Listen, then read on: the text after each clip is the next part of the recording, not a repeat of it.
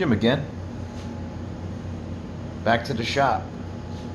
And here we are. This is the finished product of the 1974 Windsor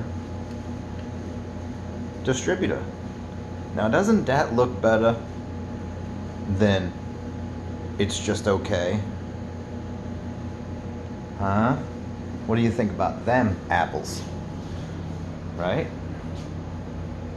This is just professionally cleaned. That's all it is. Professionally cleaned. You know. Now, would you say that I bought this and it came packaged in some goofy styrofoam from China? Wow, man. I don't know. The ones on the internet look the same thing. But this is a real American piece for this engine. Huh? That's all I gotta say about that.